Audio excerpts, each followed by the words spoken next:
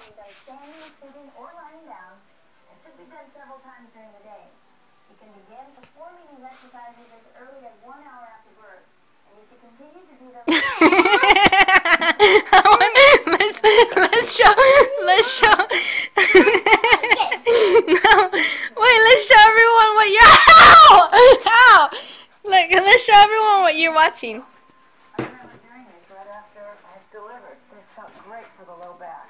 Yeah, it's a good stretch. Vincent, don't play with that. That's poison. Hey, you better do those exercises. I'm not playing. Do what she's saying. You have to listen to what she's saying. Gently move your ankle. Point your toe.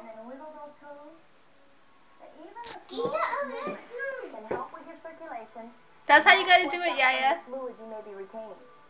Are you doing it?